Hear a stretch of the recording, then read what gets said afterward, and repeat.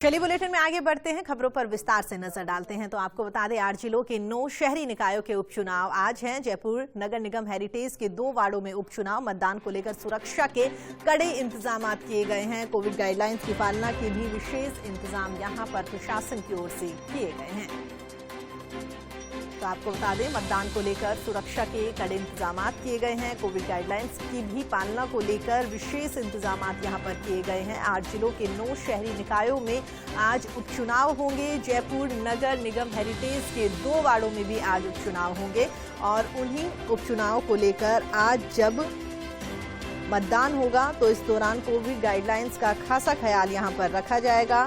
जिसके साथ ही आपको ये भी बता दें कोविड गाइडलाइंस के साथ ही सुरक्षा के भी पुख्ता इंतजाम यहां पर किए गए हैं और उसका भी ख्याल यहां पर रखा जाएगा। तो आपको बता दें मतदान को लेकर सुरक्षा के कड़े इंतजाम प्रशासन की ओर से किए गए हैं और इसके साथ ही कोरोना गाइडलाइंस की पालना की बात भी यहां पर कही जा रही है।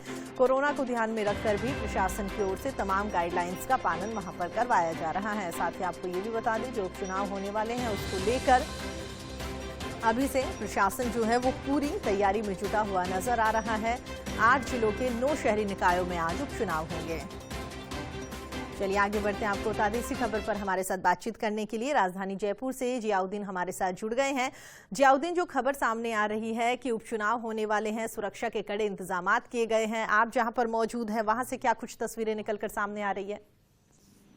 देखिएगा, अब से कुछ देर बाद ये उपचुनाव की शुरुआत होगी और उसके लिए मतदान डाले जाएंगे। अगर बात की जाए वार्ड नंबर नगर निगम हेरिटेज की, तो वार्ड नंबर 57 और वार्ड नंबर 97 के अंदर ये दोनों के अंदर उपचुनाव होना है, क्योंकि उसको लेकर प्रशासन की ओर से पुख्ता इंतजाम किए गए हैं। वोटिंग शुरू हो चुकी है, लेकिन सर्दी की वजह से जो लोग हैं वो कम तादाद के अंदर वो पोलिंग स्टेशन पे पहुंच रहे हैं। अगर देखा जाए तो दोनों ही वार्डों के अंदर 23 पोलिंग बूथ बनाए गए हैं। दोनों वार्डों के 21,322 मतदाता 2 पार्षदों का चयन करेंगे। कुल मिला के देखा जाए तो यहाँ पे कांग्रेस और बीजेपी के जो प्रत्याशियों के अलावा निर्दलियों ने भी ताल ठोक रखी है। ऐसे के अंदर हर कोई इसमें यहाँ से जीत हासिल करना चाहता है। क्योंकि नगर निगम हेरिटेज के इन दोनों वार्डों के अंदर जो पार्षद थे उनकी मृत्यु हो गई थी और उसी के बाद ये वार्ड रिक्त हुए थे। आज उपचुनाव है। उपचुनाव से पहले सभी प्रत्याशियों ने जीत के लिए हरजतन किए। कांग्रेस बीजेपी के नेताओं ने लगातार जनसंपर्क किया और अब देखना यह है कि जो मतदान होगा उसके बाद जनता किसके सिर पर जीत का सेहरा बांधती है। जी, इसके अलावा सुरक्षा की अगर बात करें, कोविड गाइडलाइंस को लेकर प्रशासन की ओर से क्या कुछ इंतजाम बूथों पर किए गए हैं? क्योंकि कोविड गाइडलाइन की बात की जाए तो कोविड गाइडलाइन के बिना मास्क के पोलिंग स्टेशन पे जो पोलिंग बूथ है वहाँ पे किसी को एंट्री नहीं दी गई है। सुरक्षा और साथ ही सैनिटाइजर के साथ भी रखा गया है कि जो आ रहा है उसको हाथ सैनिटाइज कराए जा रहे हैं। और चूंकि अगर पुलिस इंतजाम की बात की जाए तो चप्पे चप्पे पे, क्योंकि 1-2 वार्डों के अंदर इलेक्शन है, ऐसे में पुलिस को ज्यादा मशक्कत करने की जरूरत नहीं है।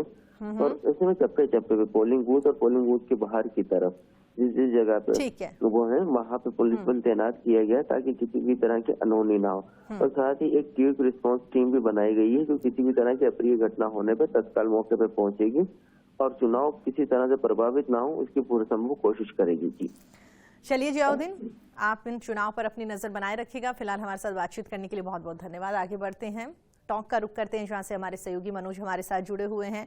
मनोज, अगर टॉक की बात करें तो वहां पर क्या कुछ इंतजाम प्रशासन की ओर से किए गए हैं? फिलहाल क्या कुछ तस्वीरें निकलकर सामने आ रही है?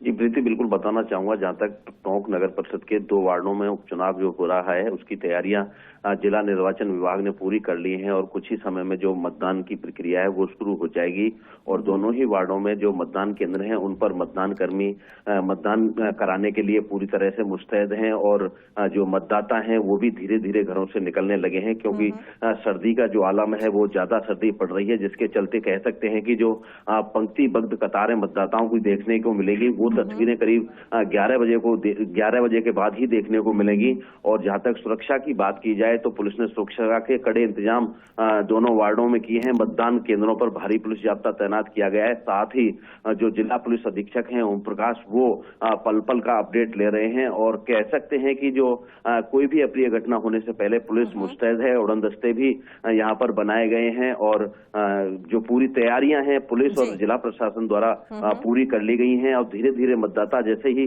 घरों से निकलने लगेंगे तो कह सकते हैं कि मतदान जो है प्रक्रिया है वो शांतिपूर्वक संपन्न हो सके, यही जिला प्रशासन की कवायद है। प्रीति, इसके अलावा यहाँ पर अगर हम मनोज बात करें कि मुकाबला किन किन लोगों के बीच यहाँ पर दिखाई दे रहा है, कौन कौन से ऐसे दिग्गज नेता यहाँ पर दिखाई दे रहे हैं जो कि प्रचार प्रसार करने के लिए आए थे, या कह सकते हैं अगर रुझानों की बात करें जो अब तक की तस्वीरें निकलकर सामने आई है तो उसमें अगर बात करें तो क्या लगता है किन किन लोगों के बीच मुकाबला कड़ा दिखाई देगा?